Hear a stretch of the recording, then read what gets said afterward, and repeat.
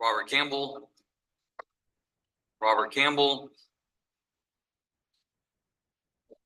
Gustavo Castillo. Anthony Collard. Anthony Dale Collard.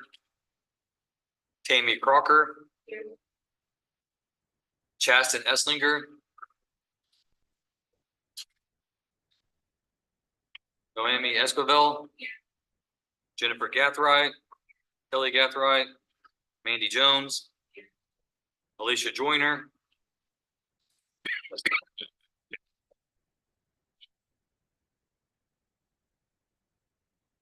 Luis Leha. Amber Morvis. James O'Brien. Ashley Olds is appearing via Zoom with the court's permission, and she is present in the Zoom courtroom. Lena Price. Shelby Stanberry. Lane Swanson. Christina Swope. Did I say that right? Jake Wilson. Jennifer Zanella. Jasmine Woods. Bryce Brewer. Christian Berkwin. Joshua Chenault. Dakota Dole. Joseph Hazel. Ginger Malco. Christopher Richardson, CR 23225. We verified that he is in Smith County custody. And I believe that he has been sentenced to Texas Department of Criminal Justice on April 16th of 24. We'll recall that case. Patrick Rowe. Bobby Shaw. Here.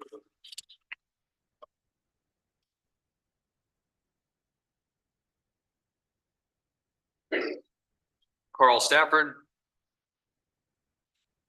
This is cause number CR 23153. Informed Mr. Moore, who had a family emergency, that he did not have to be here today. We're going to reset the docket call hearing. However, I did instruct Mr. Stafford to be here. Mr. Stafford here. Carl Wayne Stafford. Catwalla Anderson. David Shields.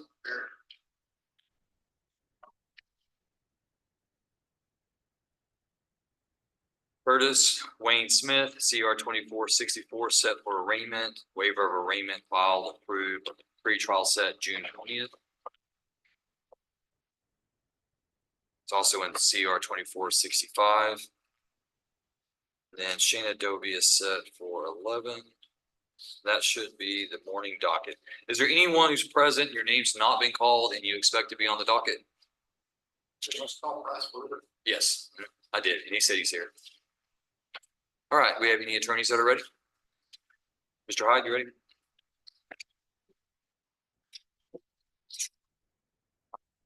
Your Honor, we just need to get a plea setting. Christian Berkman.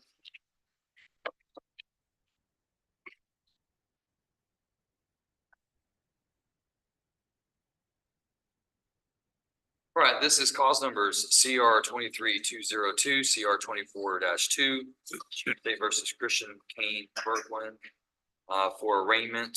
Go ahead, Mr. Hyde. Your Honor, we'll enter a plea of not guilty, but we want to set a date for a plea setting. All right, is his name spelled correctly in the indictment? Yes. Does he understand what he's charged with? He does. All right, and court finds that Mr. Berkman has waived the formal requirements of arraignment, will enter his plea of not guilty into the record for each case. Court will set this matter for pretrial hearing.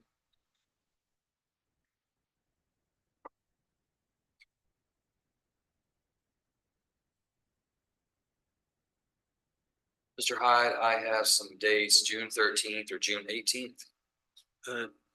June 13th would be fine. 13th. All right, Mr. Berkman is set for pretrial June 13th at 9 a.m.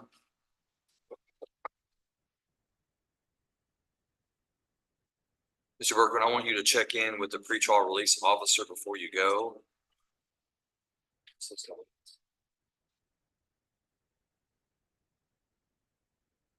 I want you to check in with the pretrial release office before you go. Make sure that you're current on your financial obligations.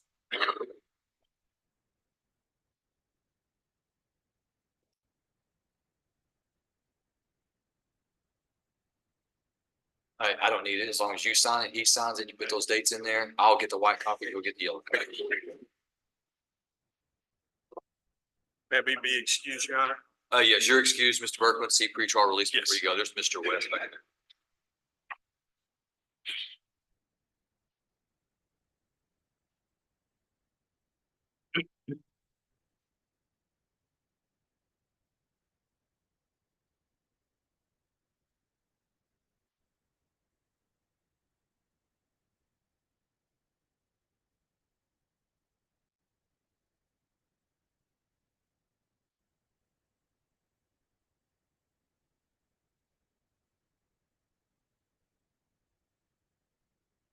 All right, court calls, cause number CR 23-133, CR 23-156, CR 23-157, State versus Jennifer Paulina Zanella.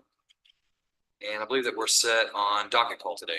Yes, Judge, we reached an agreement as far as the plea, so we're going to ask that you set it for a plea. Okay.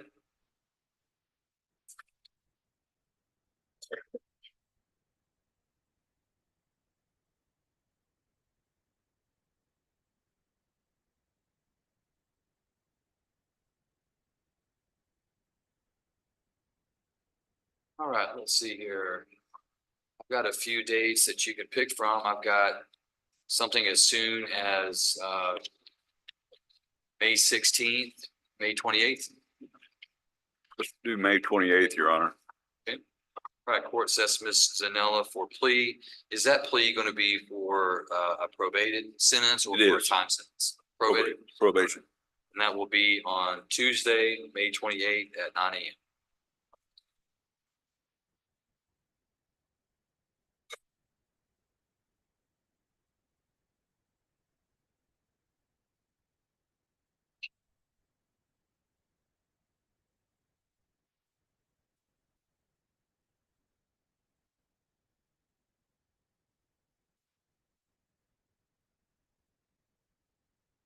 Here you go.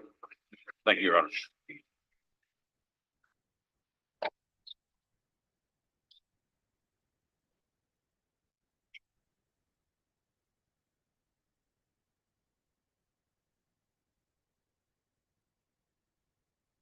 All right, court call CR 24-10, State versus Jasmine Marquette Woods.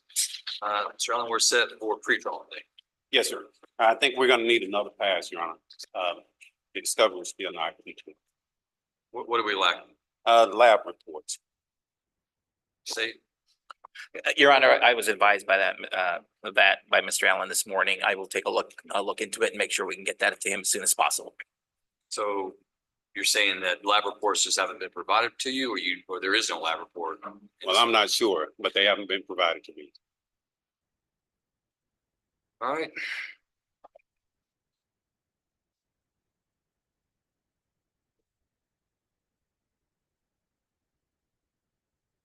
Is there anything else, Mr. Woods, I'm sorry, Mr. Allen, that you're lacking, discovery that you're aware of? No, Your Honor. So we don't need a long reset? No. I've got the May 16th or May 28th, May 28th. May 28th. All right, court sets Mr. Woods for additional pretrial on May 28th at 9 a.m. Once he signs, he gets his notice, he's free to go. Thank you.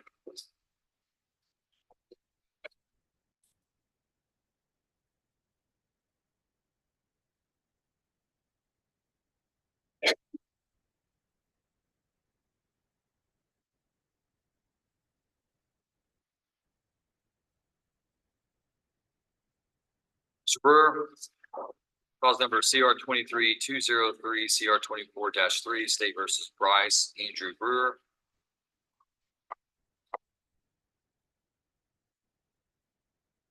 Mr. Hawkins, I show that we're set for pretrial.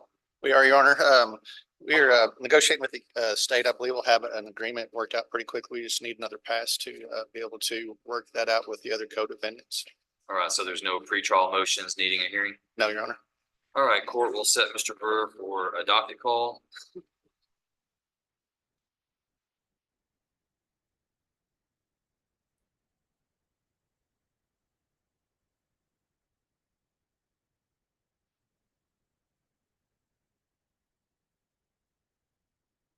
Mr. Hawkins, do you want that May 28th or do you need something a little further? I think May 20th will be, I think May 20th, looks like it'd be fine, Judge.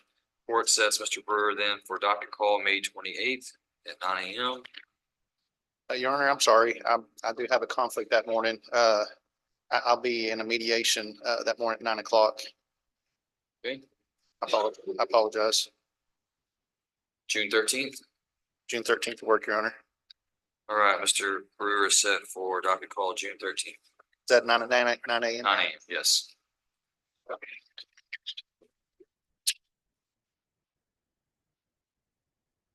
Mr. Brewer, have you paid anything towards your pretrial release fees? Yes, sir. I tried to pay it yesterday and it said I was unable to. Okay, then I want you to go meet with the pretrial release officer before you leave. Yes, sir. And let's get that paid today. All right. All right, I'll show that you're delinquent $120. I paid that in April. Paid that in April. I paid me and my mother, we paid 120 and I have screenshots of it and everything we paid. Go meet with the pretrial release I'll meet officer. with him. He'll get you squared away. Thank you, sir. Your Honor, may I be excused? Yes, thank you, Mr. Hawkins. Mr. Wheeler, you ready? I am.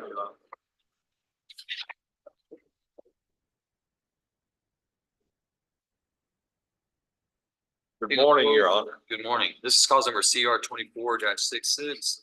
Swope is set for arraignment. Go ahead. Your Honor, on behalf of my client, Christina Swope, I enter my appearance. For the record, Jim Wheeler, and we waive arraignment, enter a plea of not guilty. We have negotiated an agreement, so I'm asking for the court to set us for a plea date. Okay. The plea at this time is not guilty though, is that correct? At this time it is, yes, sir. All right, court finds that Ms. Swope has waived the formal requirements of arraignment, enters her plea of not guilty into the record at this time, and sets this matter for plea.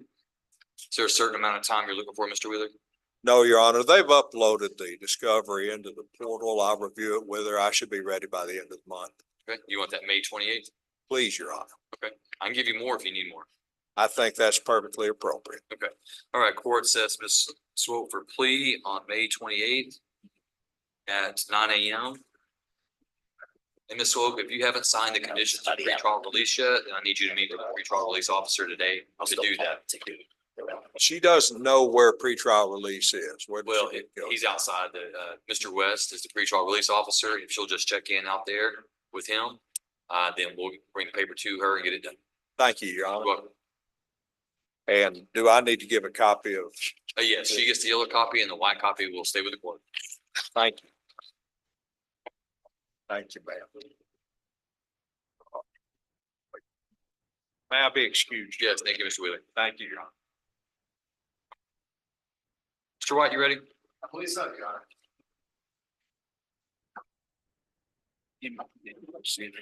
Who would you like to call first? David Shields. Oh. David James Shields, CR 22-363. Thank you, sir. All right, Mr. Shields is set for docket call today. Your Honor, we have come up with an agreement, but we couldn't get the paperwork done for today. We could have another date. I will be in court on May 28th. What about Thursday, May 16th? I don't think I have anything at all on that day. Mr. Shields is set for plea for the court May 16th. Will that be for probated sentence or? Yes, probate. All right, that'll be at 9 a.m.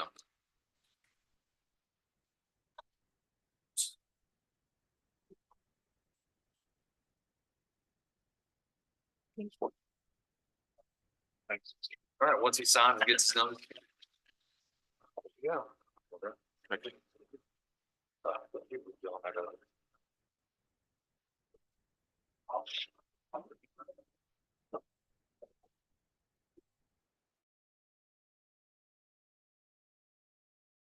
on Catwalla Anderson? Yes.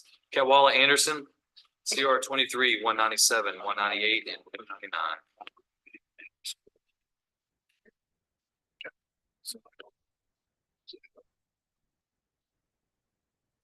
All right, Ms. Anderson is set for docket call. Your Honor, we, and the state has agreed that we would have, one more, final docket call. Believe that we have this, resolved.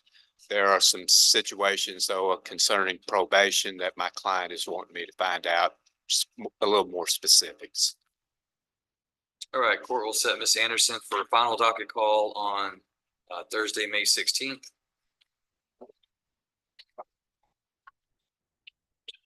At 9 a.m.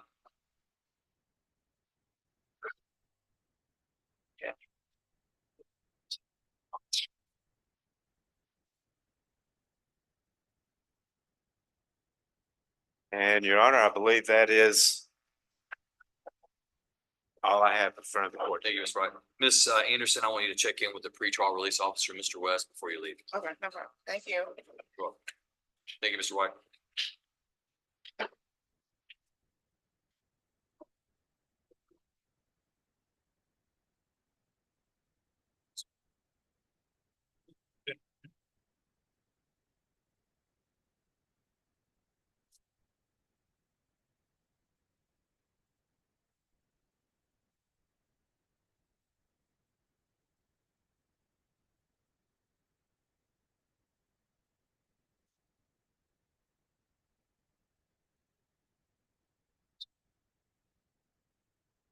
Mr. Swanson.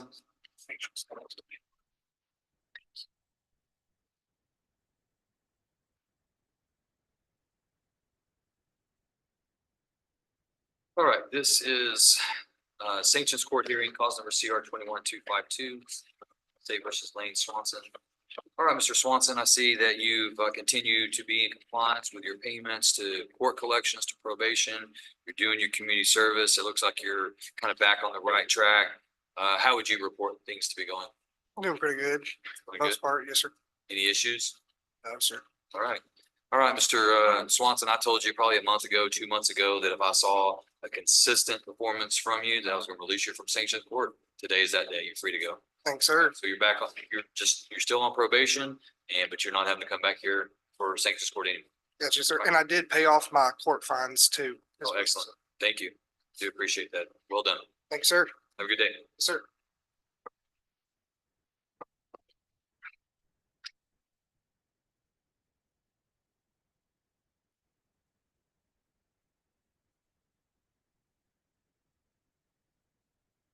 Shelby Stanberry.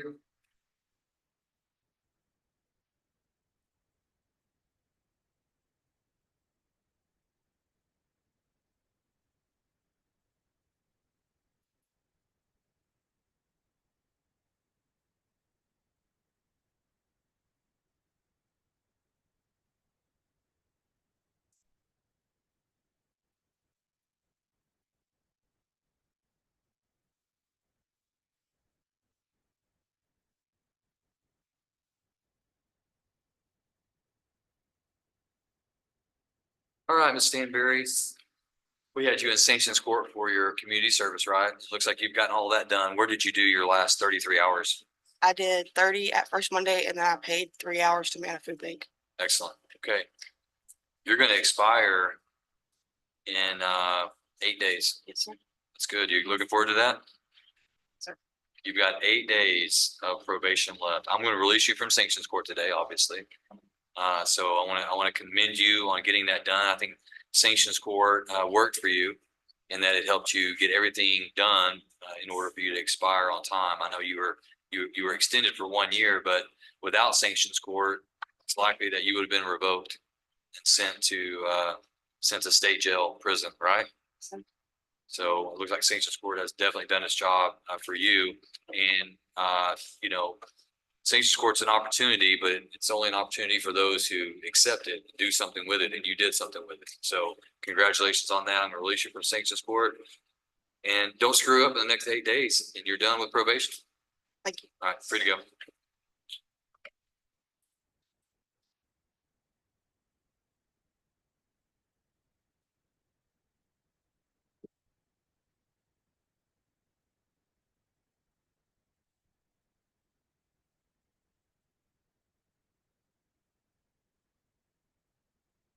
Mr. and Ms. Gathright, y'all come up together.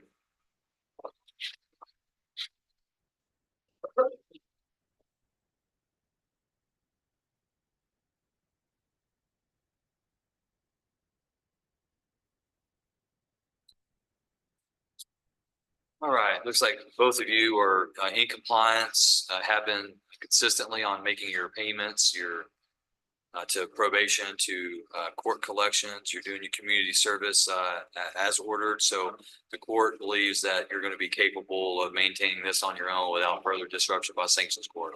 So I'm going to go ahead and release you from sanctions court today, and you're free to go. All right, thank All right, just make sure you stay compliant with probation and you won't have to come back through this process. That we will. All right, you have a good day. Thank you.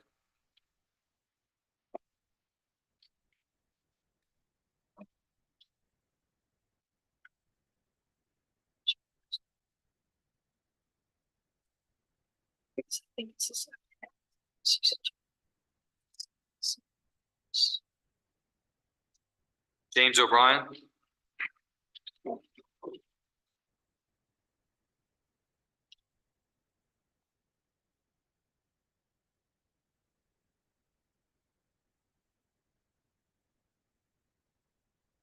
All right, Mr. O'Brien, you complied with your payments to probation, to court collections. You've done your community service.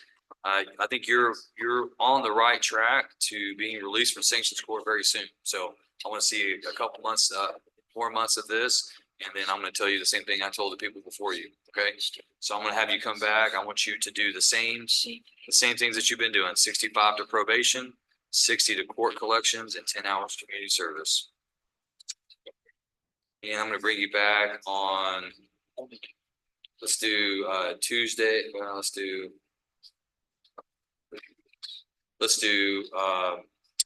Thursday, June 13th.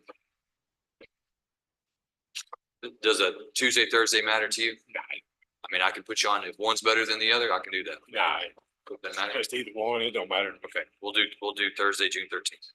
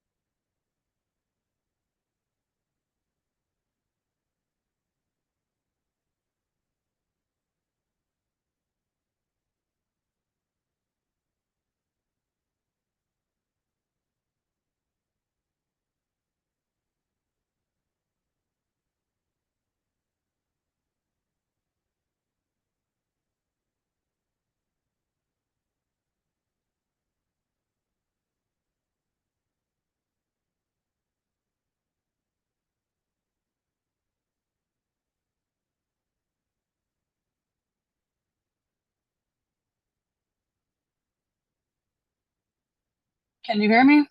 Yes, I can hear you. All right, Okay. this is sanctions court hearing for Ashley Olds, cause number CR 20-302. Court finds that Ms. Olds has paid her probation fees, her court collections, and everything is in compliance. So Ms. Olds, I'm gonna have you come back on June 13th. And one more successful month, I'm gonna recommend a probation that we remove you from sanctions court. Okay, thank you. So June 13th, and you can appear via Zoom if you meet the same conditions. If you're paid up on time prior to, then I'm fine with Zoom again. Okay, thank you so much. You're welcome. Have a good day. You too.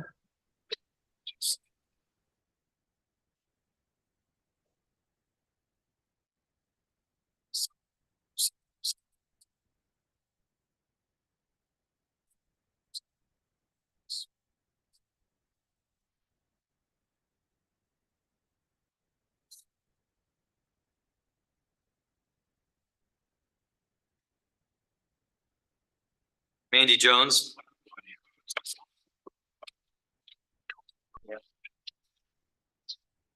All right, this is sanctions court hearing. Ms. Jones, you complied with all of your requirements. You paid your probation fees, your court collections. You did your 10 hours. Remind me where you're doing your community service. I've been doing it at First Monday, but I went to Edgewood this last week, so Okay. How was it over there?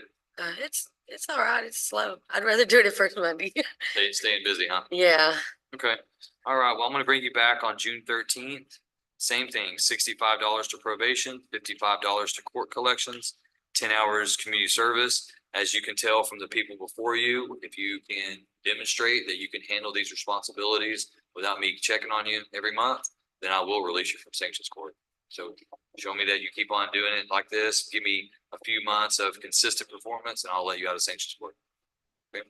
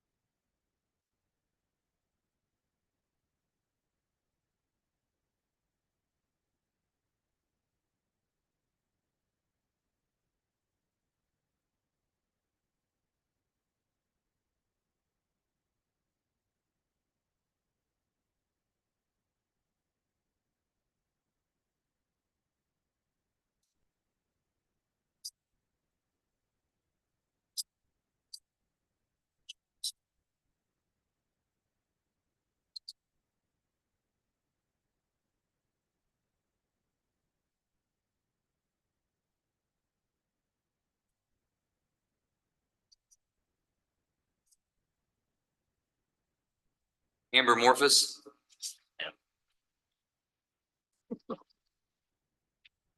All right, Ms. Morphus, let's see, you complied with your probation payment, you complied with your court collection payment. Came up short, or I'm not sure if you worked any community service. I did. I actually turned in 30 hours When did you turn that in? to the probation because I've been doing it at the rodeo in Grants Lane. Did you turn it in before Yes. last Friday? Yes, I did. When did you turn that in? It was Thursday, I believe, because I had a group with my probation officer for the Tacoma group with Miss Jennifer Lamprey, and I handed it to him, and he made a copy of it. Okay. All right, we'll check on that. I'm going to reset you to June 13th. And same things, same goal, $65 to probation, $50 to court collections, and 25 hours community service. Yes, sir. Okay? You keep on working the 25, 30 hours, you're gonna get it caught up and done pretty quick. Okay? So Yeah, it's I've work. already got 25 already for this month. too, Excellent, So excellent, good. Then that means you're already in compliance for the next one.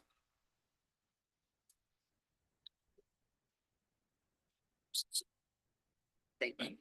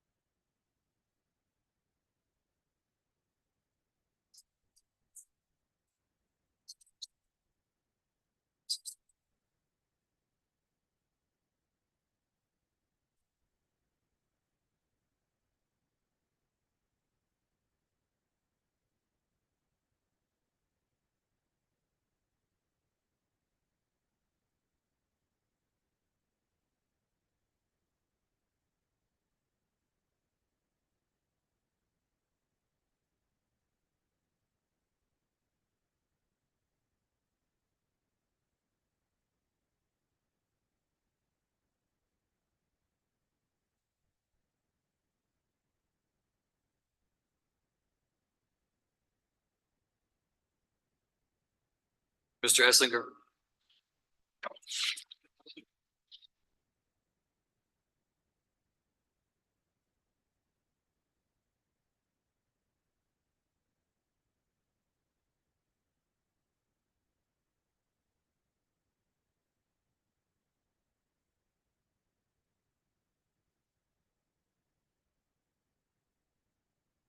All right, Mr. Esslinger, I'm gonna release you from sanctions court today, okay? I want you to note though that these amounts that we've set for you, you have to pay those monthly if you want to expire on time. Yes, sir. So even though I'm releasing you out of sanctions court, you still need to be meeting those same things, $155 to probation and $110 to the clerk. I see that you've done all of your community service. Did you just wrap that up? Wrapped it up last go around before, after our visit, that first Monday I followed up, Good. did all Oh, we my talked hours. about that, yeah. Yes, sir. Excellent, okay. All right, so so you're released today. You're back on just reporting to your probation officer. Just keep in mind, 150 to probation, 110 to the clerk. You need to be hitting that every month so we can get you expired on time. Yes, sir. All right, free to go, man. Good job. Yes, sir. Appreciate it. Oh, I'm sorry, Chaston. Ms. Burns needs to speak to you before you leave. Sorry, she told me to remind you and I forgot.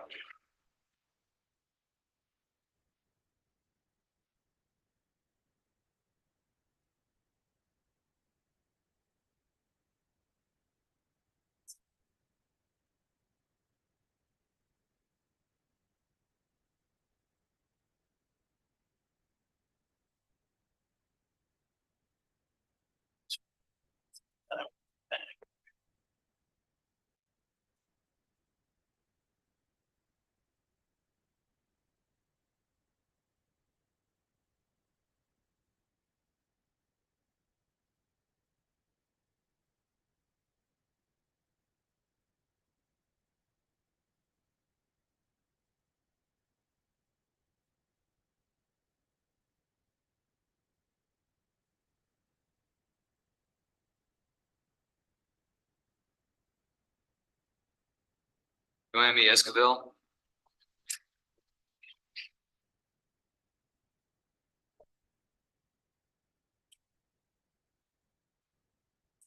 All right, let's see here. Last time we said that you had to work 15 hours community service, $90 to probation, $300 to the clerk.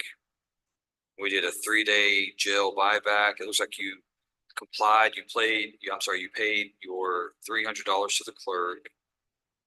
It says that you only paid 40. No, I'm sorry, you paid 90 to probation and then you paid an additional 40. Is that correct? Paid one- It's supposed to be 120. Well, this is, Something. this was 130, 90 to probation and then Yeah, an additional $40. So it said you paid 130. Yeah. But it says that you came up short on your on your community service. What happened on that? I don't think so. It says that you only completed 5 hours. No, What'd you do? no, I've been going to Edgewood. When did you report your hours? I've been going every Saturday. Right, but I'm saying, when did you report them to your probation officer? I report with her. With, I forget her name, Burns. Ms. Burns? Mhm. But when did you turn in your hours? I just went last Saturday.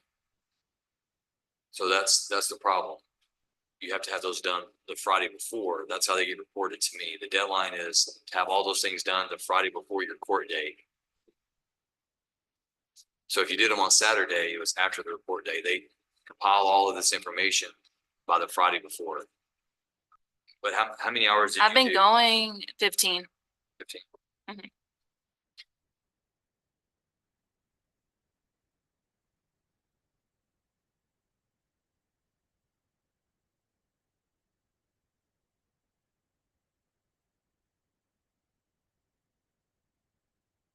What do you have?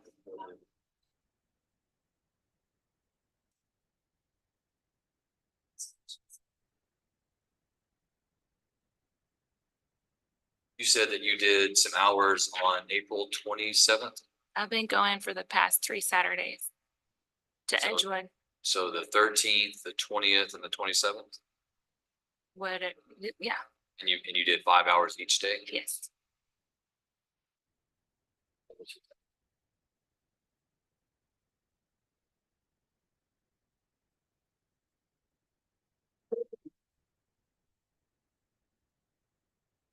All right, Ms. Escobar, what I'm gonna do is I'm gonna allow you to speak with Ms. Burns in a moment. Y'all can figure that out. I'm gonna go ahead and reset you to June 13th.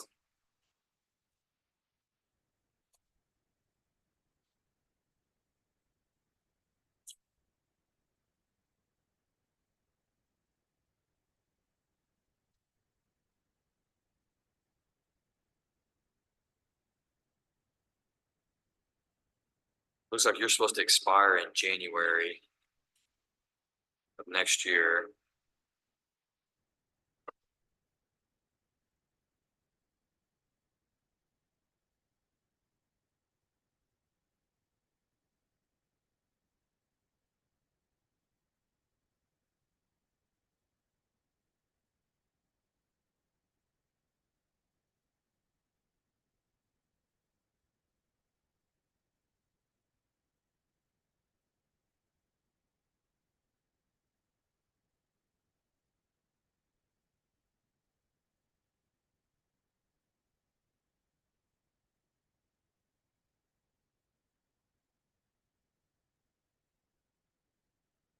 All right, for you to expire on time and avoid an extension, you have to do a minimum of 30 hours a month, community service, Okay, okay?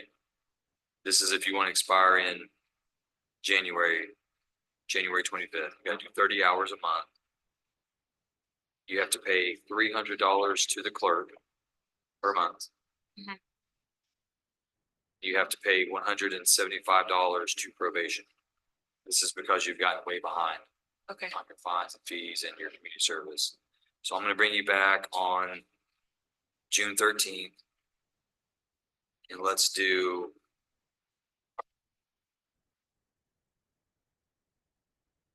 let's do 150 to probation. Let's do 300 to the clerk. So it's very similar to what you did last month. Let's do 30 hours of community service. If you get towards the end of your community service, and you get to the end of your period, community supervision period, and you don't have all of your hours done, we can extend you for that. Okay, we can Okay. extend you to give you time to get that done. okay, All right, but I want you to go ahead and start making it a priority. Let's try to get it done before the end of the period. Because if you get extended, it's gonna cost you more money.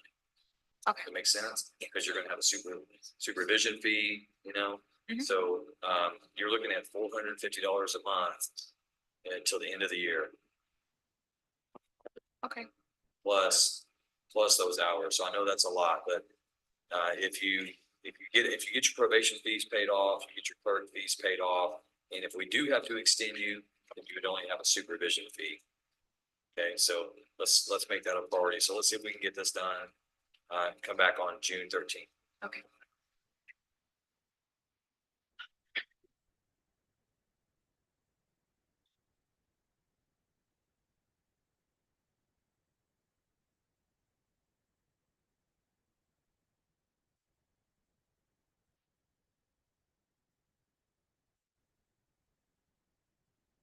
All right. No.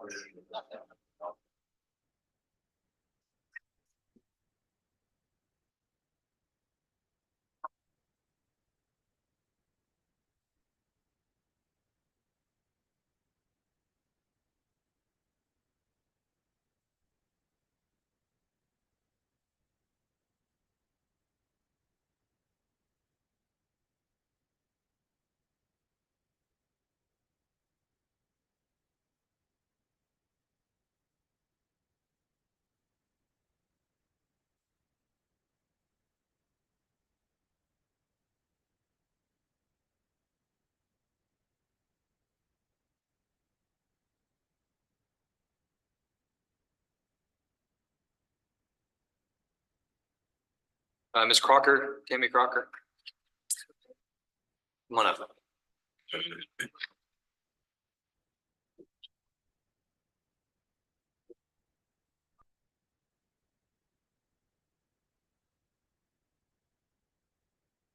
All right, Ms. Crocker, for your sanctions court, I ordered you to do three things. And I ordered those that if you didn't do them, that there'd be a day in jail for each one. And you complied by paying your probation fee, you complied by paying $80 to restitution. And so the only thing that I don't have you in compliance for is your written plan on how to pay off restitution. Do you have that with you? Yes, sir.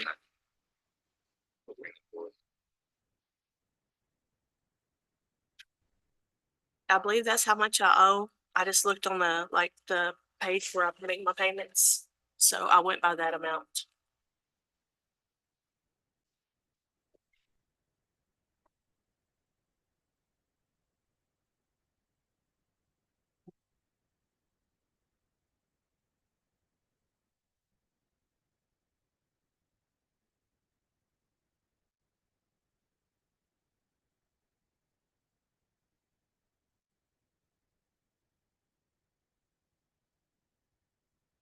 All right, this looks good. What I want you to do is I want you to sign it Yes, sir. and date it at the top.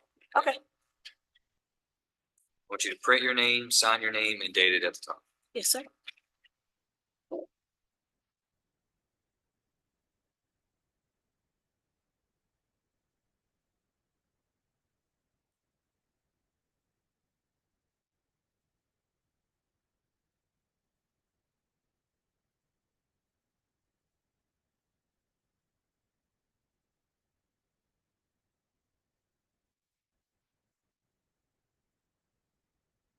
All right, Ms. Crocker, I'm gonna have you come back on June 13th, Yes, sir. and I want you to pay your $90 to probation. Yes, sir. And I want you to pay $100 to your restitution, Yes, sir. okay? And I'll work on my plan. Yes, so I was gonna tell you, I say $100 to your restitution, but I want you to follow the plan that you laid out. Yes, That's sir. what I want you to strive for. If Yes, you sir. do your plan, you'll take care of my plan, Yes, sir. okay? Yes, I sir. want you to do that. Do you have a copy of this? No, sir. All right, we're gonna get a copy for you. I'm gonna have you come over here. And, Okay. they're gonna keep this, but we're gonna give you a copy of it, okay? Okay. All right. I need See to you sign. back on June 13th. $90 to probation, $100 to restitution. And thank you for that plan. That's what I was looking for. Yes, sir.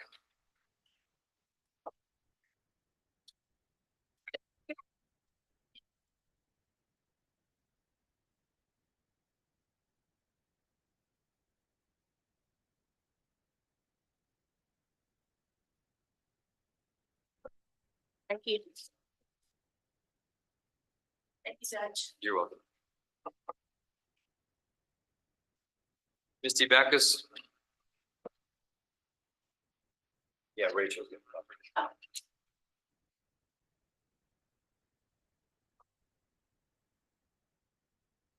All right, Misty, let's see. You comply with your probation, comply with your court collections, did your weekly counseling. All that looks very good. Looks like you came up a bit shy, 3 hours short on your community service. I think I ordered 24, you did 21. Yes, sir. I'm not gonna yell and scream at you for coming up 3 hours short, okay? Just know that for everything you come up short on it, it gets delayed to the next month, and so you don't want that to build up, all right? So, let's come back on June 13th. Let's do same thing, 65 to probation, 115 to court collections, 24 hours community service, and do your weekly counseling, all right? Okay. If you can meet that for 3-4 months in a row, then I know that you've got a good handle on it, and I'll let you go. Okay. Okay?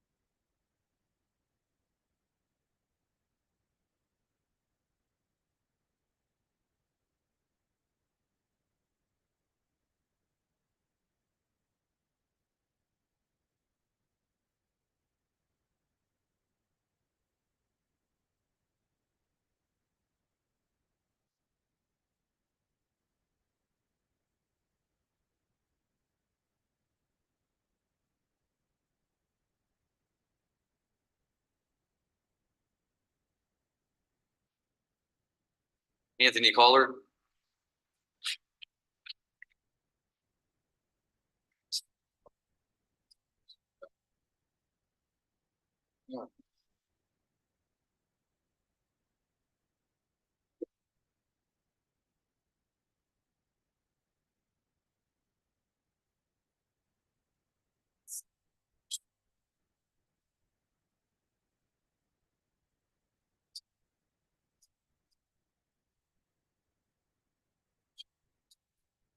Gustavo Castillo.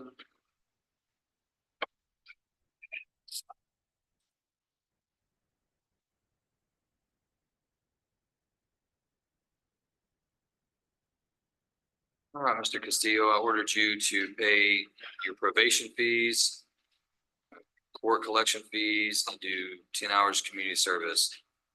This report here says you didn't do any of those. I dropped the ball. I got it all done this week and paid this week. That's the Friday after. So Did you do your 10 hours community service? yes, sir. I did them here at the courthouse.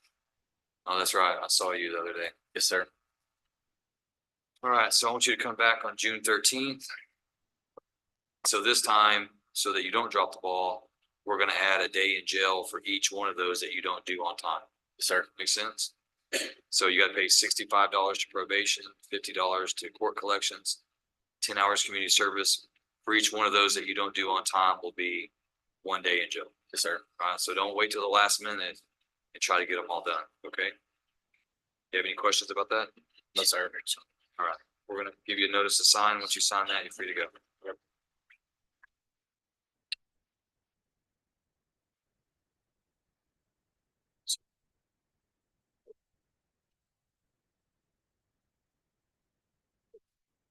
Thank you.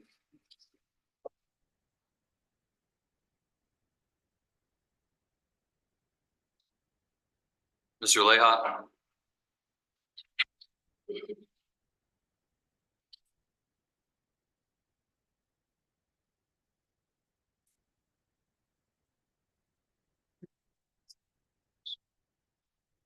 All right, Mr. Leha, you were ordered to pay $220 to probation fees, to work 30 hours community service. It says that you did turn in 30 hours, but you did it after the deadline. You did it on Monday of this week, rather than having it turned in by Friday of last week. Why did you do that? So I did start a new job and it's been difficult to like get to the community service hours, and I just worked through the weekend and stuff to be able to do those hours. And I turned them in on Monday and then I got paid Wednesday, so that's why I did the payment on Wednesday as well. Did you pay on Wednesday? Yeah, I paid the 220 as well. Pay the 220? Sir.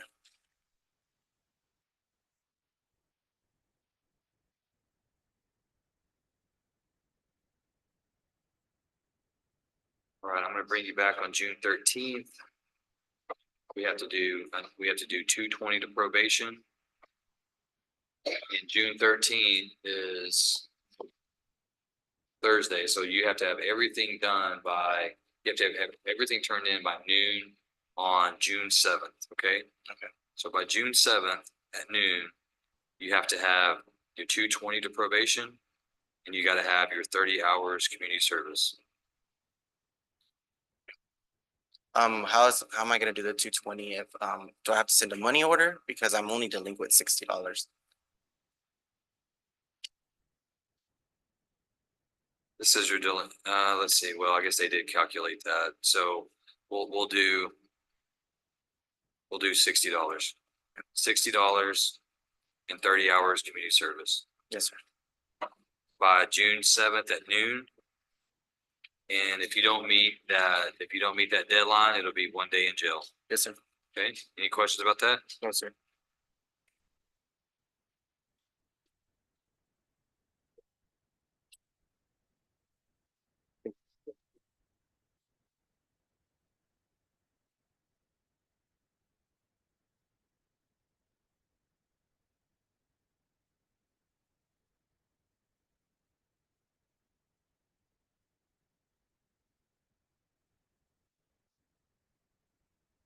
Enterprise?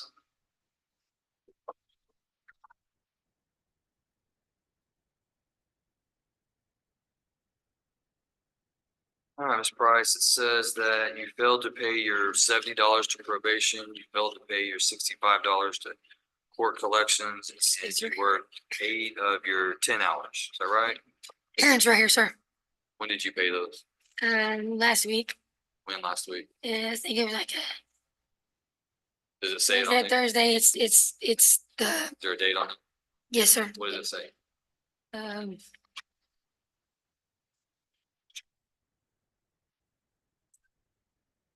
I can't find the date on the money order.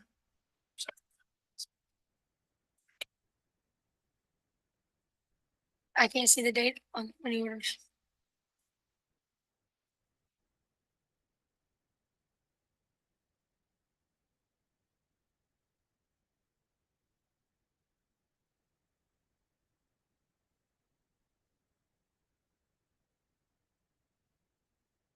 You say you turned them in I want to say probably about Wednesday or Thursday last week. 24th or 25th? Yes, sir. I mailed them off.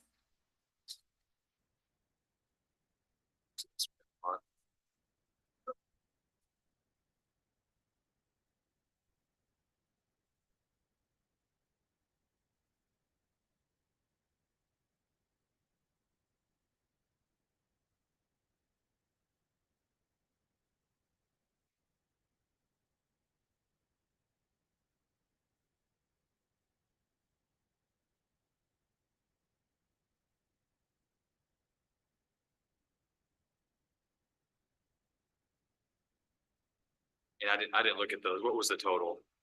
135? 70 and 65? Is that right? It was 70 and 65. All right.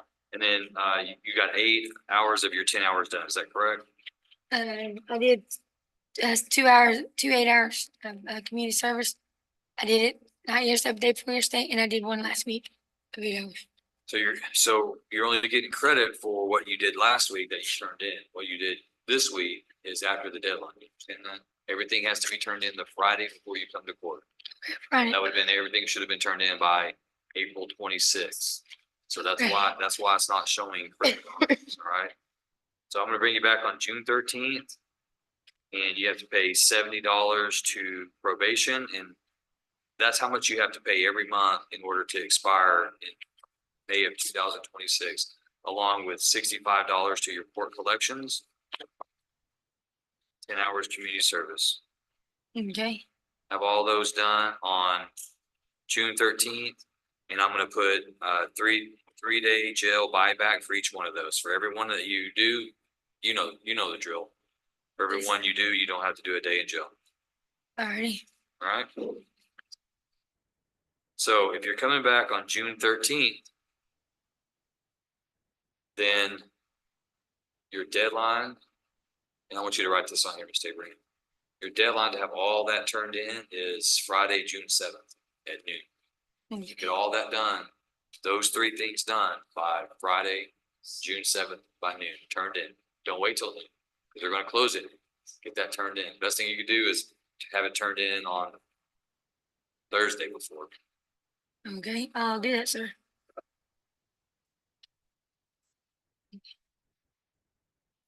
Thank you, sir. You have a good day. You're welcome. You have a good day as well.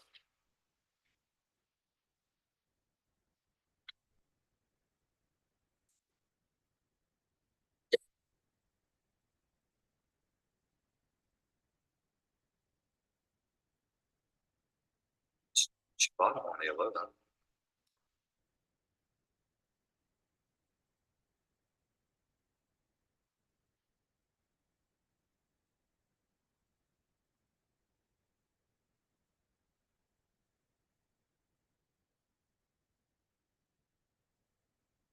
Wilson?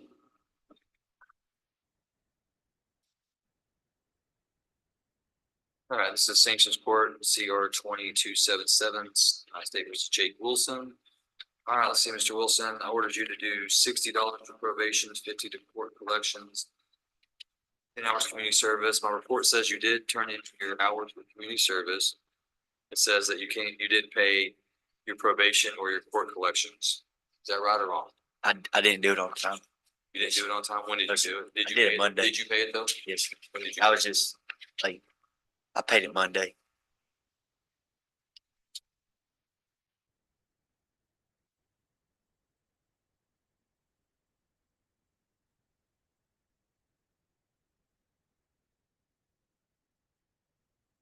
Paid in full? Yes, sir.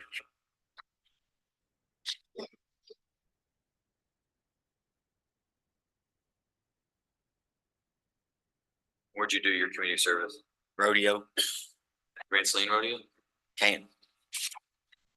4 days.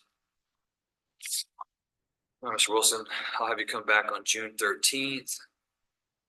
Let's do $60 to probation, $50 to court collections, 10 hours community service. Cause I gotta make sure that you hit your deadlines. I'm gonna tie 3 days in jail, a day in jail for each one that's late. All right. Okay, so June 13th is a Thursday. You gotta have everything turned in by noon on Friday, June 7th. Sure. Okay, so get those things done and you'll be one of the first ones out the door on that day. All right.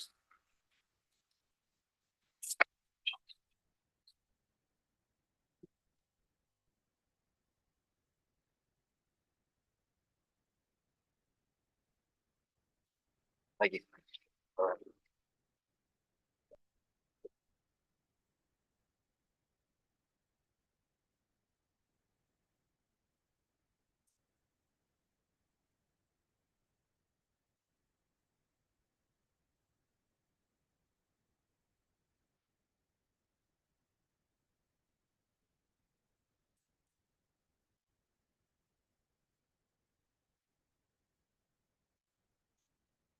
All right, court's gonna stand in recess for 15 minutes.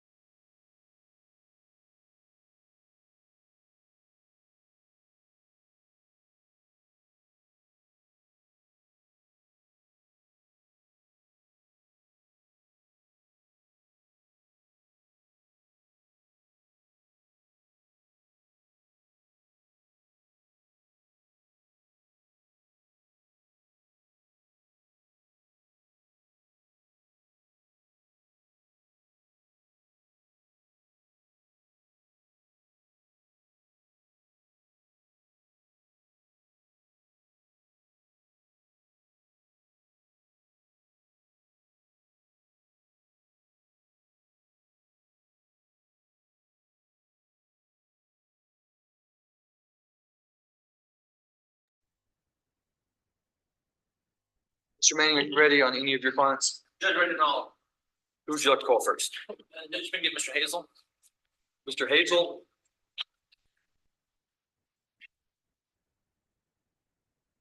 This is cause number CR 19-233, State versus Joseph Ryan Hazel for docket call. Judge, we received an offer just this week. I've conveyed that to my client. He would like an opportunity to review that and discuss the pros and cons of that offer. All right, any objection to resetting for additional docket call? No objection, Your Honor. All right, Mr. Manning, how about Thursday, May 16th, 2 weeks? Judge, as it is an offer for time and time alone, I'd like a little bit of chance for my client to, if that's what we end up taking, give a chance to. Well, I mean, it'd be docket call. He could accept it on that day and we could set it for a plea. I wouldn't expect him to take it that day. Okay. So it gives him 2 weeks to consider it. Okay, that's fine. All right, court sets Mr. Hazel then for docket call, final docket call on Thursday, May 16th at 9 a.m. If he wants to take it on that day, then we can arrange for that. But if not, I'll just be expecting an announcement. Yes, Judge.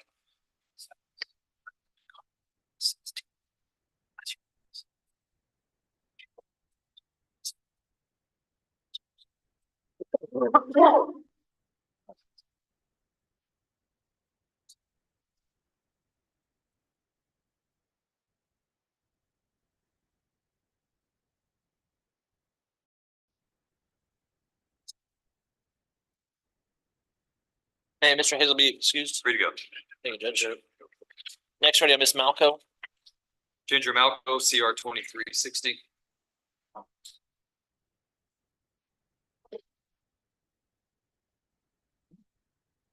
Goodness. Judge, same announcement we had last time. We're waiting on the co-defendant's case, and we request a reset on our docket call. The objection from the state. No, Your Honor, I can add a little bit of context. Co-defendant set on 5/28, spoke with the defense attorney in that case, and he's expecting no less than 30 days until he can resolve what he's looking at. He's expecting it to be more than 30 days, but Are we set in the co-defendant's case for final docket call or anything? Your Honor, I believe it might be the first docket call. Who's the co-defendant? Mr. Nowak. Joshua Nowak? Yes, sir.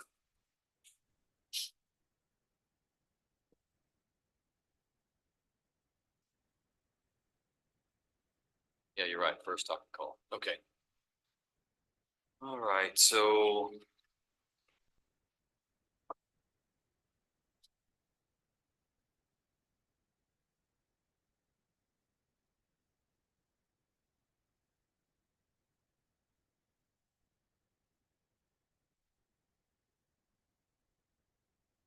All right, we'll reset Ms. Malco to Thursday, July 11th. Do you have any scheduling issues then, Mr. Manning? If I may just check one. So.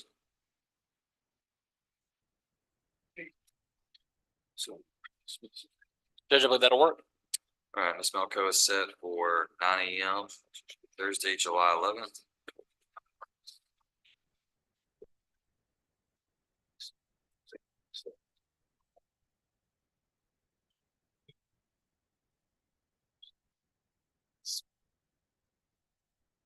And Ms. Malco, be excused. Yeah, it's ready to go.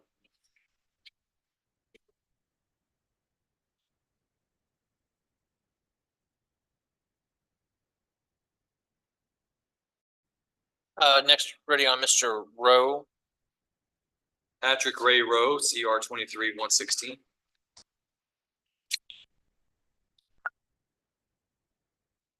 And also CR 23-117.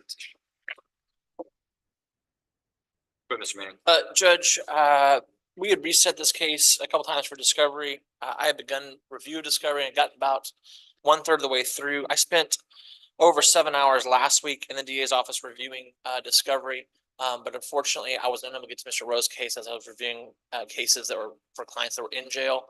I'd asked, since Mr. Rowe is out of jail, would be given some additional time for me to complete the discovery on his case. Like I said, I think I'm about 1/3 of the way through his material, and I've spent at least 4 hours on his case reviewing that discovery so far.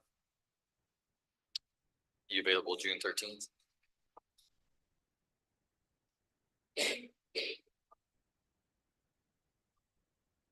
Yes, Judge. The objection to the pretrial being reset to June 13th. No, Your Honor, I know the discovery is quite voluminous. All right, court sets Mr. Rowe for additional pretrial hearing Thursday, June 13th at 9 a.m.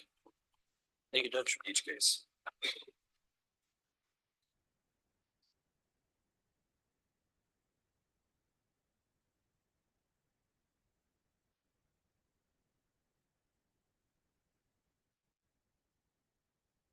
May Mr. Rowe be excused? Yes, free to go. Thank you, Judge. Next, I was ready on Bobby Shaw. My understanding is that he was taken into custody while I was not present in the courtroom. Correct. We'll just move him to the afternoon docket. Okay, Judge, I would ask that since he was present, that a NISI not be Of course. granted on his case. Yeah, no, nice. We're gonna hear him today at the docket, so. Next, Judge, ready on plea for Mr. Dole. Coda Dole.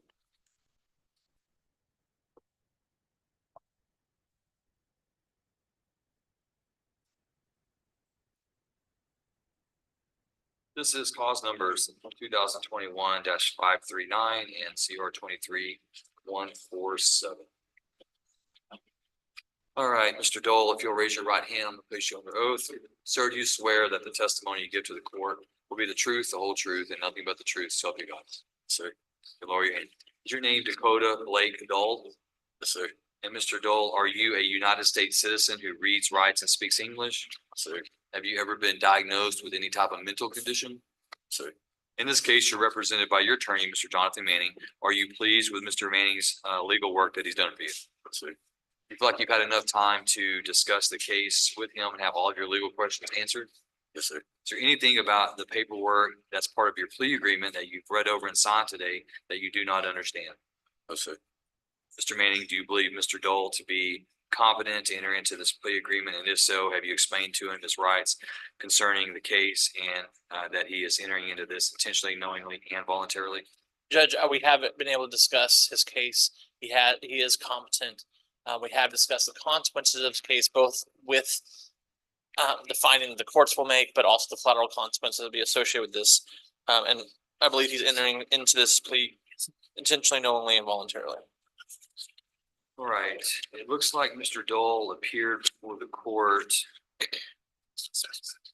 in cause number 2021-539 back on March 7th of 2022, in which he pled guilty to the Class A misdemeanor offense of assault causes bodily injury of a family member.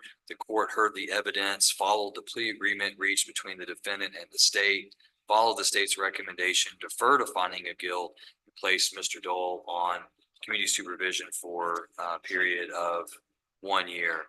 And then Mr. Dole's community supervision was then extended for an additional 1 month period ending on April 6th of 2023. It was during that period that the state of Texas filed this motion to adjudicate on March 30th of 2023. And in that motion alleged violations in 3 separate counts.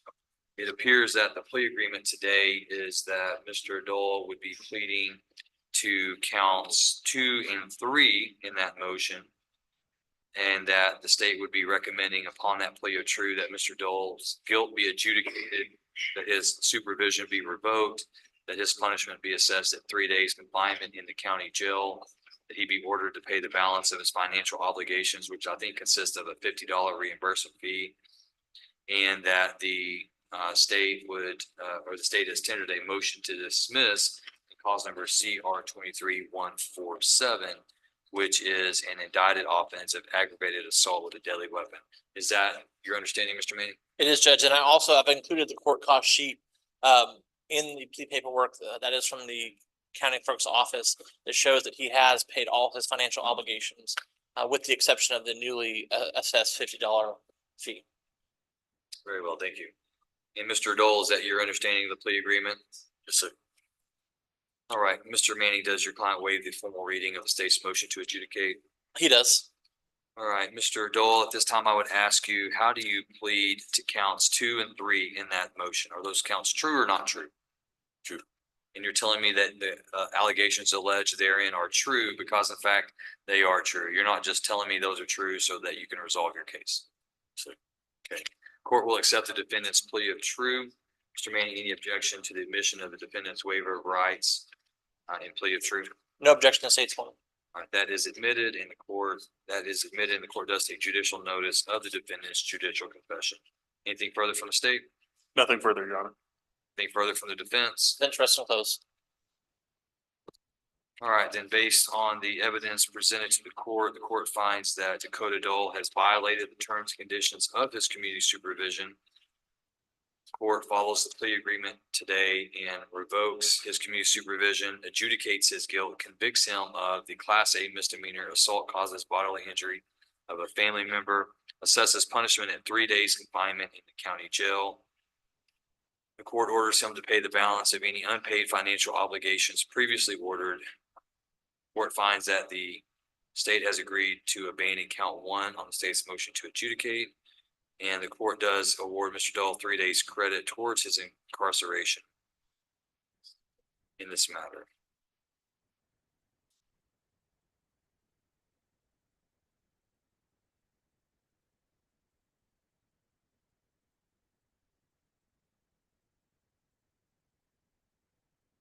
Court of the state is also granting the state's motion to dismiss in CR 23-147.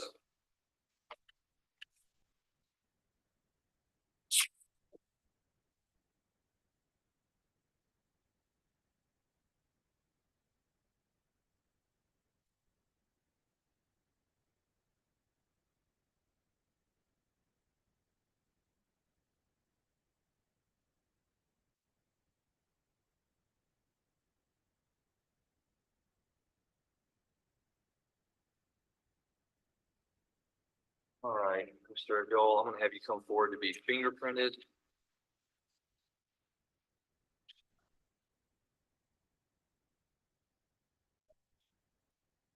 Pause.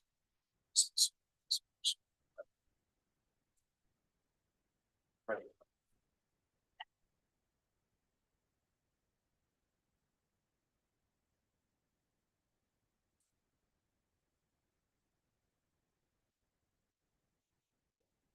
Judge, ready on my last case, Mr. Chenault.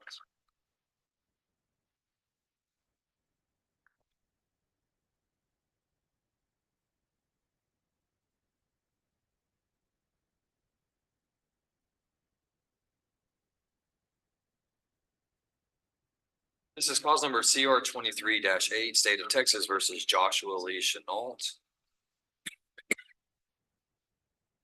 All right, Mr. Chenault, if you raise your right hand, I'm gonna place you on oath. Sir, do you swear that the testimony you give to the court today will be the truth, the whole truth, and nothing but the truth? So help you God. Lower your hand. Your name is Joshua Lee Chenault, is that correct? Yes. And Mr. Chenault, are you a United States citizen who reads, writes, and speaks English? Yes. Have you ever been diagnosed with any type of mental condition? No. In this case, you're represented by your attorney, Mr. Jonathan Manning. Are you pleased with Mr. Manning's legal work? Yes. Do you feel like you've had enough time to discuss your case with him and have all of your legal questions answered? Sure. Is there anything about your plea agreement, this paperwork that you've read over and signed today that you do not understand? No. Mr. Manning, do you believe Mr. Chenault to be competent? I do, Judge, and I must say, throughout the corporate star representation, I don't know if I could always have answered that, but he is here today, the best I've seen him. He's mentally clear, he's able to interact and respond to the questions that I've had for him, and the questions he's had for me have been intelligent and knowing about his case. All right, and Mr. Chenault, you are charged by indictment with a second-degree felony offense of burglary of a habitation that does carry a range of punishment. If you were to be convicted and sentenced, the sentence must be between the minimum 2 years to a maximum 20 years confinement in prison with a fine, if imposed, not to exceed $10,000. I see the plea agreement in your case is that upon your plea of guilt to this offense, the state's recommending that your guilt be deferred. That means that the court not convict you today, but rather defer a finding on that issue. And that they're recommending that you be placed on community supervision for 6 years, a fine of $1,000, placement on the intensive supervision program as a condition of your community supervision, You would also have court costs of $290 and reimbursement fees of $625. Is that your understanding as well, Mr. Chanel? Yes, sir. All right, understanding the range of punishment in the plea agreement, Mr. Chanel, how do you plead to burglary of a habitation? No contest. Is that part of the agreement?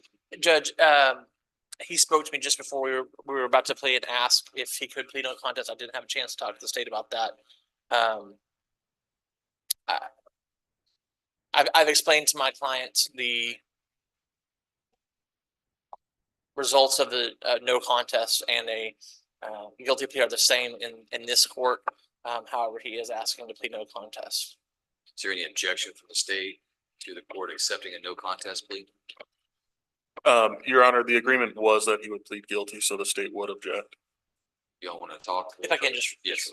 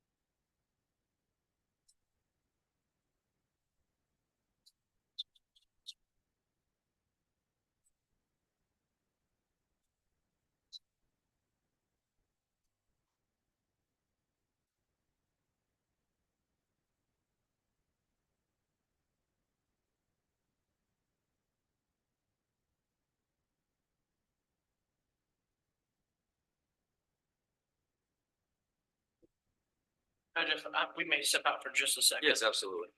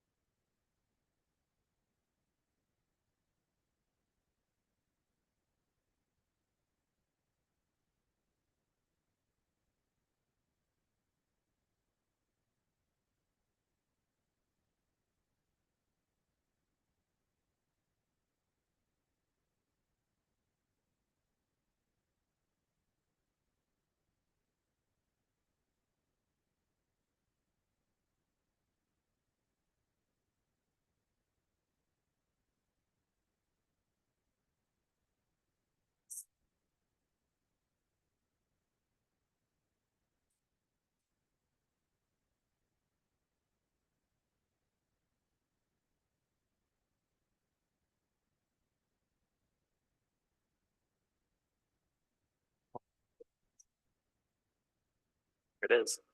There it is.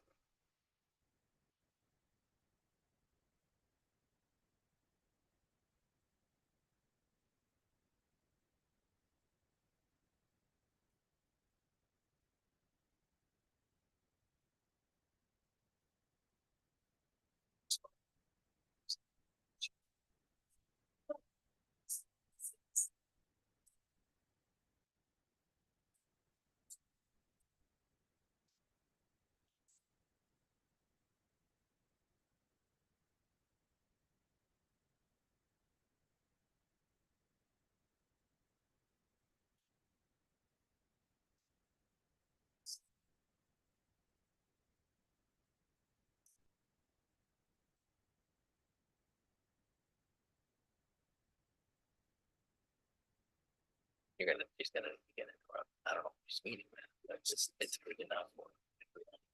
Thank you.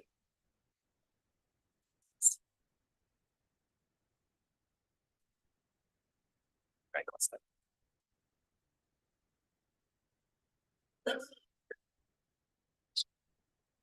Go ahead, Mike. recovery. We'll see if we can catch him.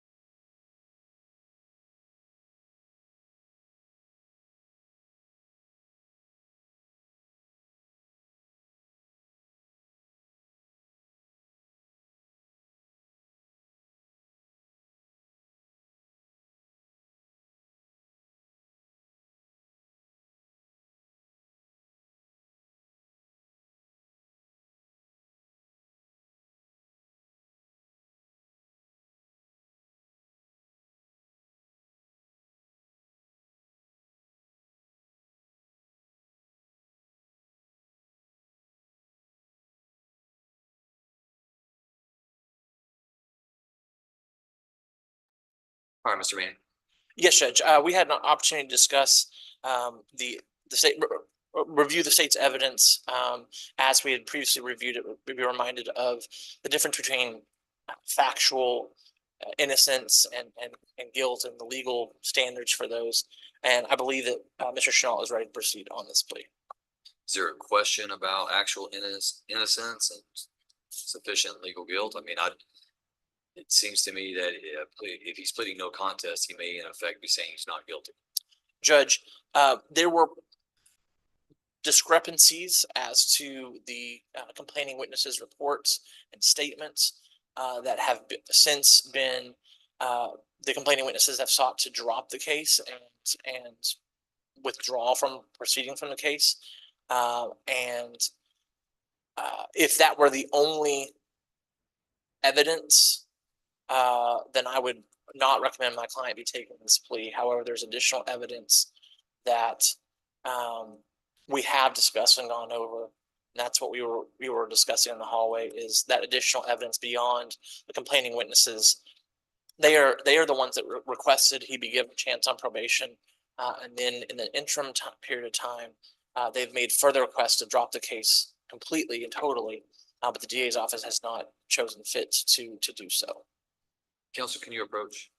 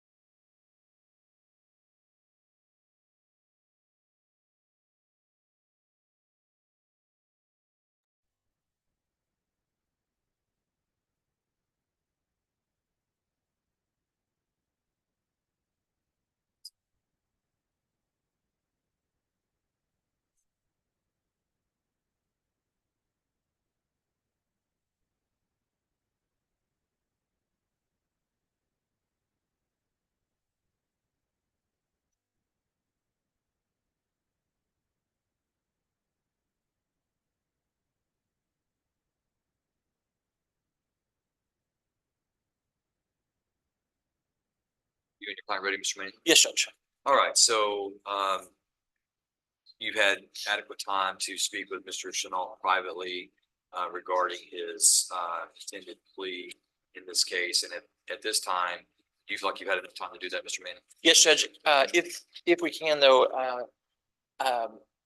if we can give just so it's on the record, have the admonishment regarding the difference between a no contest and a guilty plea.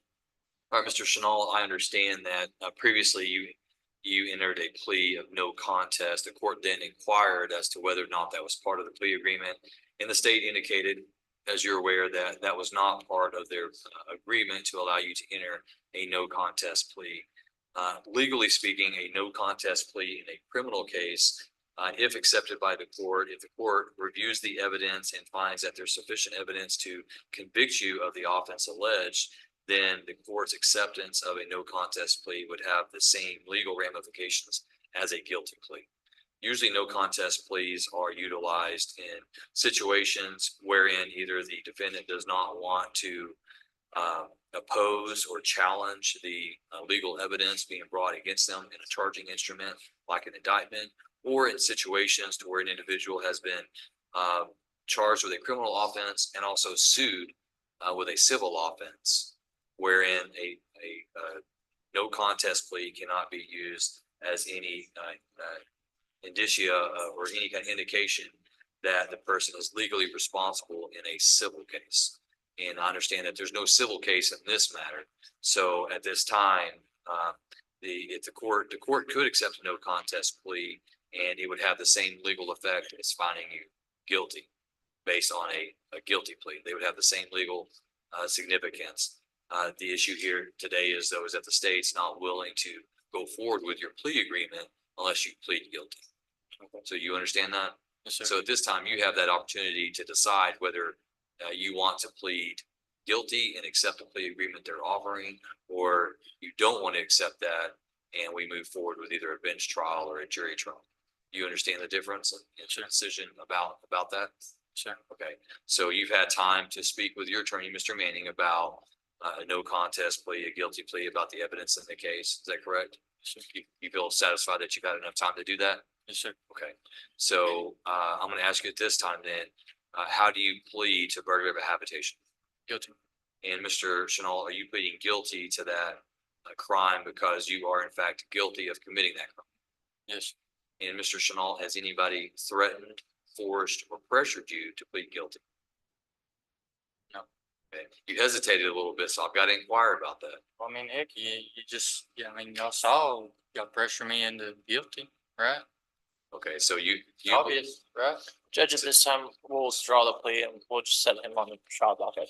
Okay, all right, court is going, okay. Court finds that Mr. Chenault indicated to the court that he was going to plead guilty and accept a plea agreement today. And when admonished about the difference between a no contest plea and a guilty plea, he felt like that legal admonishment and the state's disagreement with a no contest plea was a legal pressure upon him. So the court's going to protect his rights today, and the court is not going to accept the plea agreement. And the court will set Mr. Chenault for jury selection beginning. And Mr. Manning, you've had discussions with Mr. Chenault regarding the court's policy on accepting plea agreements after a final docket call, Yes, Judge. final announcement. And actually, I believe we made it to the top 10. If we can, get a special setting on this one, just so we can lock it in and get Mr. Chenault's day in court as soon as possible. Yeah, I'm not going to give him a special setting, but I'm going to allow him to remain in the top 10. I won't remove him out of there. That means he'll get a trial faster than anyone else on the bottom of the list. So was Mr. Chenault already set for Monday, May 6th? I don't believe so, Judge. We had requested he be removed for a plea today. Okay, so what we'll do is we'll place Mr. Chenault back in the court's top 10 for trial on Monday, June 3rd. I'm sorry, Mr. Manning, let's change that. We'll put him in the top 10 beginning Monday, May 20th.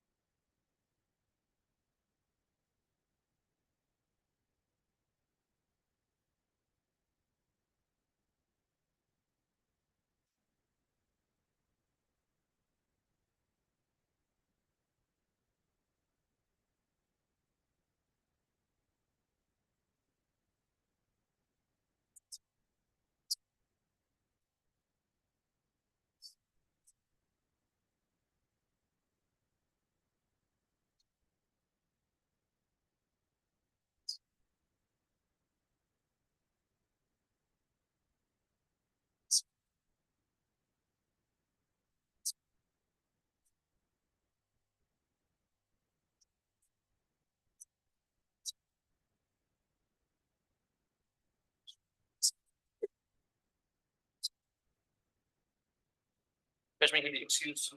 Yes, so Mr. Chenault, we'll see you back on May 20th at 8:30 for jury selection. All right, thank you.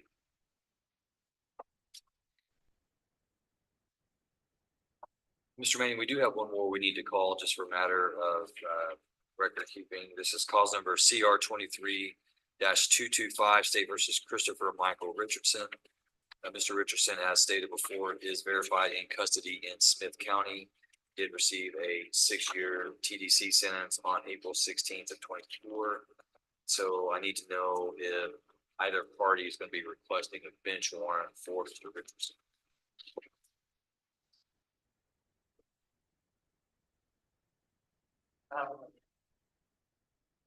Judge, I don't know what the offer is in the case. I don't know if that's something you'd be interested in taking. Furthermore, because it's been Smith County the entirety of my representation, I've had an opportunity to discuss his case. If we'd like to, if the court would like to issue a bench warrant, I can over here, we talk to him. My concern is if we bench him over here, and he's unwilling, then we'll be housing him for him sitting here. Mr. Hernandez, do you know if the system has an offer that's been made on Mr. Richardson's case at all? I don't know, Your Honor. I would be requesting the bench warrant.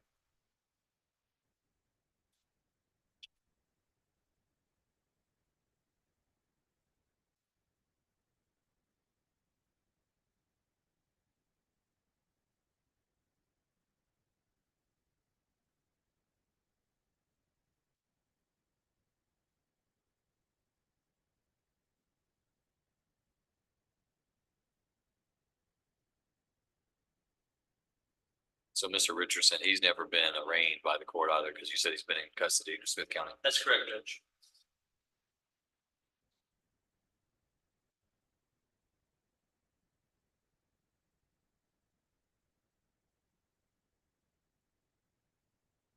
All right, let's reset Mr. Richardson for bench warrant status. I'm gonna give you all time to look at the case together, determine if any offers are gonna be made prior to the time we bring him over. Okay, thank you, Judge. Let's, we'll set him for that June 13th.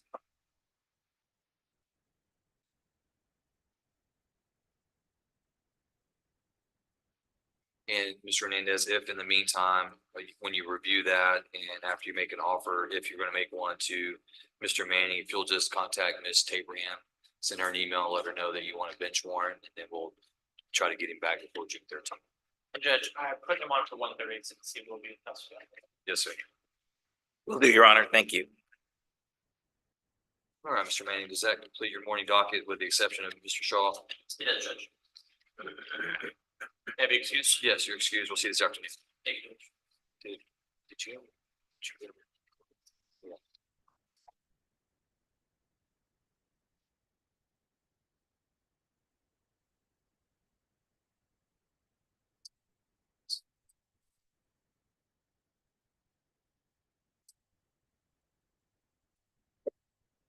All right, so for the record on CR 23-153, Carl Wayne Stafford, Mr. Moore is the attorney. Mr. Moore had a family emergency, contacted, I believe, the DA's office, who contacted the court.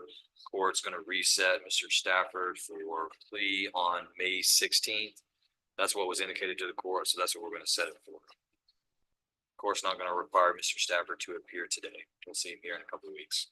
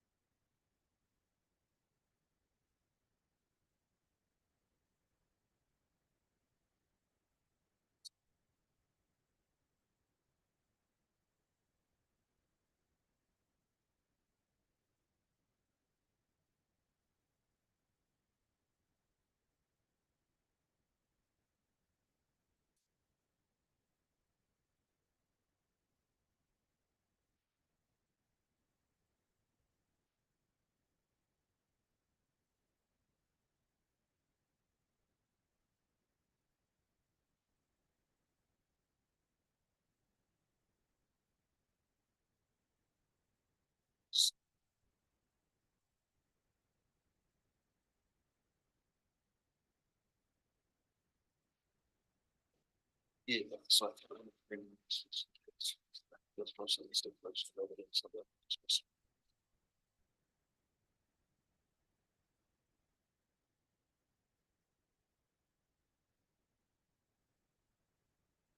All right, court's going to stand in recess for a few minutes to allow Mr. White some time to speak with Ms. Dobie regarding some of the revised paperwork. So we'll stand in recess for 10 minutes.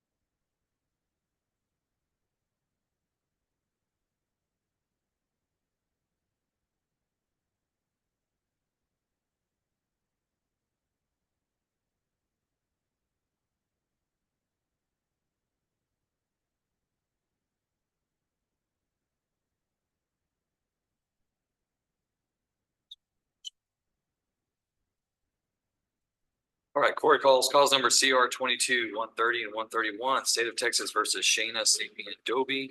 Ms. Dobie, where you're sitting, if you'll just raise your right hand, I'm gonna place you under oath. Ma'am, do you swear that the testimony you give to the court today will be the truth, the whole truth, and nothing but the truth? So help you God. Hey, Glory. Go move that one.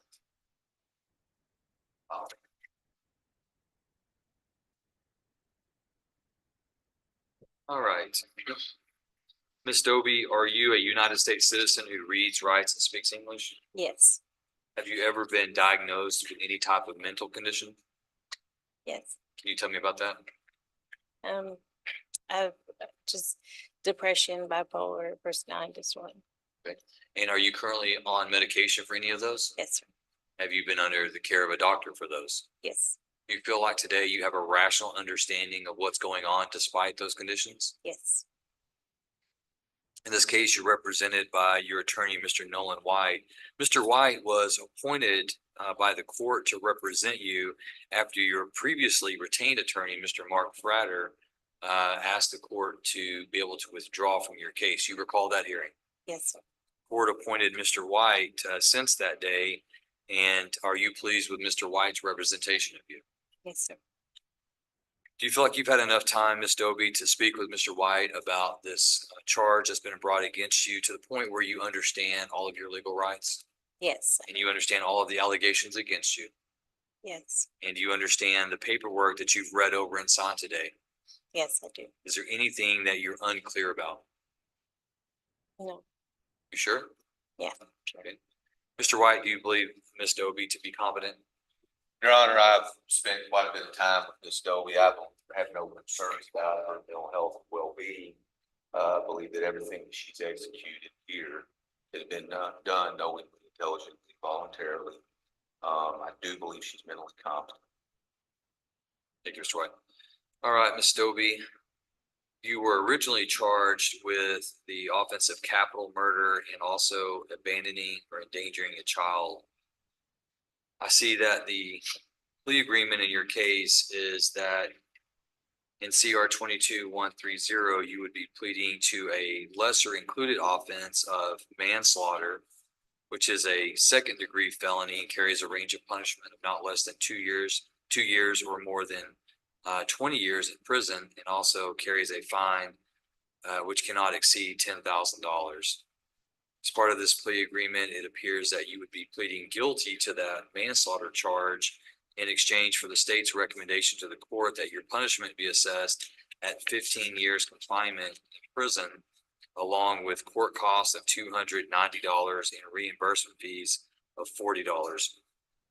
You would receive 588 days credit towards your sentence for the time that you've already spent in jail on this case. And I believe the state is also moving to dismiss the abandoning or endangering a child case as part of this plea agreement. And the state is also rejecting a case of aggravated kidnapping with a deadly weapon. Ms. Dobie, is that your understanding of the plea agreement? yes, sir. All right, understanding the plea agreement, understanding the range of punishment. At this time, I ask you, how do you plead to the second degree felony offense of manslaughter? Guilty. Are you pleading guilty to that crime because you are in fact guilty of committing that crime? Yes, Has anyone threatened, forced, or pressured you to plead guilty? no, Court will accept the defendant's plea of guilt at this time. Mr. White, any objection to the stipulation of evidence? Your Honor, we have no objection. All right, the stipulation of evidence is admitted and the court takes judicial notice of the defendant's judicial confession. Anything further from the state? Your Honor, only that family is here for allocution. And the family of the victim is supportive of this plea? Your Honor, if I could have just one moment.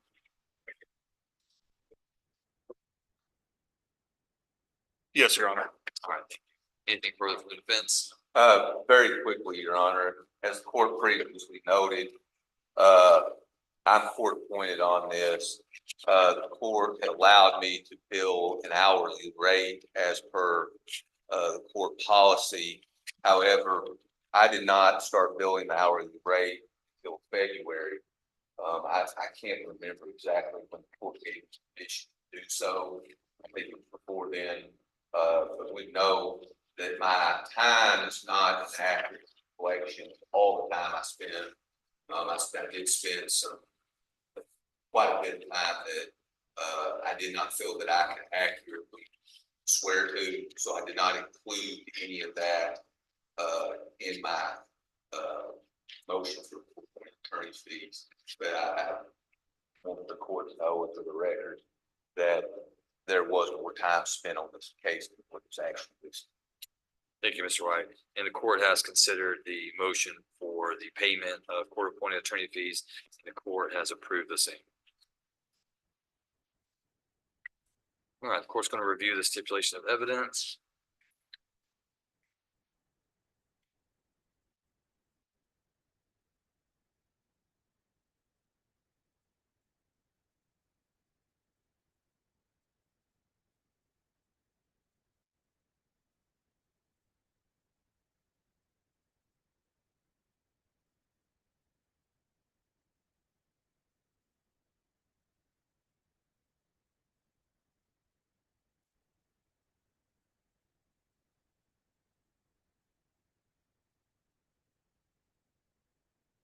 All right, the court, having reviewed the stipulation of evidence, finds that there is enough evidence to convict Ms. Dobie of this offense. The court will follow the plea agreement as recommended by the state of Texas through the DA's office. Court hereby convicts Shayna Sapien Dobie of manslaughter, a second-degree felony, assesses her punishment at 15 years confinement in the Texas Department of Criminal Justice Institutional Division, orders her to pay a $290 court cost and $40 reimbursement fees. The court also awards Ms. Dobie 588 days credit towards her sentence for the time that she has already spent in jail on this cause. Ms. Dobie, you're hereby remanded to the custody of the sheriff so we can carry out the terms and conditions of the sentence. I'm going to have you come forward to be fingerprinted, and then after which you'll return to the table. Actually, you'll stay there. If you have more chance, I'll come to you.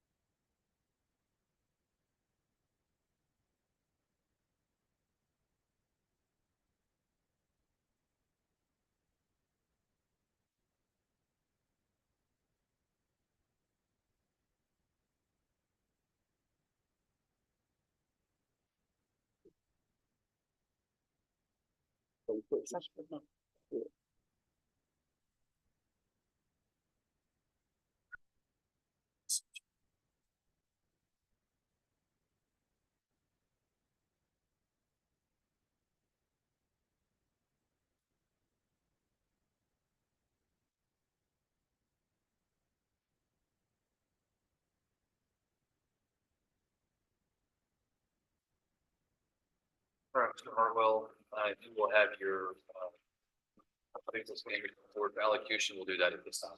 Yes, Your Honor.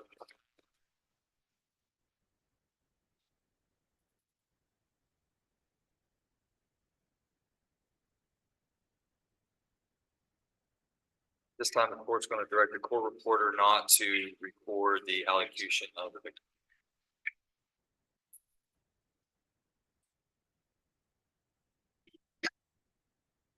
What's your statements?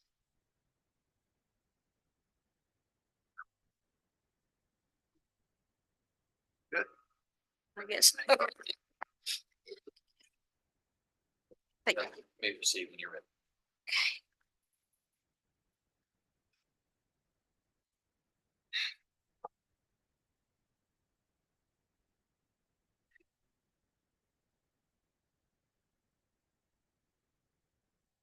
The purpose of this statement is to describe the best the family can the impact that you've had as a direct result of your crime. In helping Ryan, in taking Leslie to your house, his house, and consequently her death, you took away a daughter, a sister, a mother of 4, and a grandmother, and an aunt.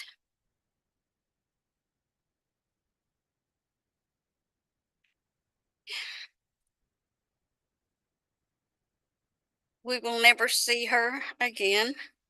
Her grandchildren won't ever get held by their Mimi again. They will miss having tea parties, riding horses, singing and dancing with her, going to McDonald's and going to the park and having fun with the family.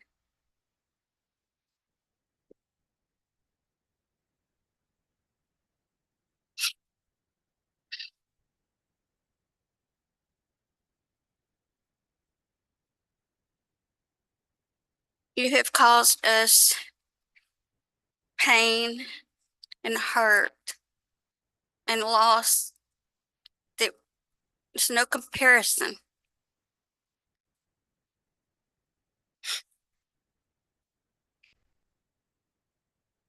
As a mother, I will miss her every day, remembering all the family times we've had and watching her grow and become a woman.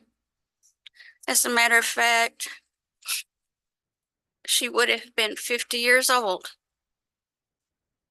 less than 30 days from the time that this happened. We did not get the chance to celebrate her 50th birthday. The impact you have had has been great.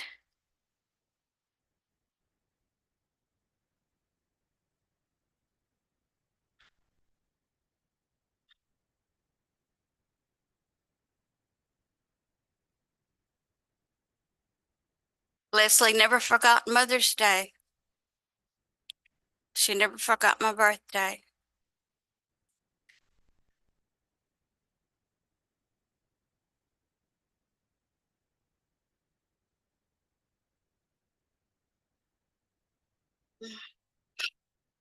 Sorry.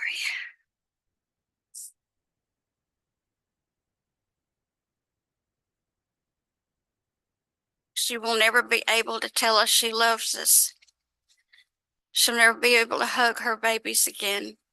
She loved her grandbabies and she loved her family very much. You took all that away from us. You are a mother. I hope you never have to feel what we have felt because of your actions. And I hope you never, ever forget it till the day you die.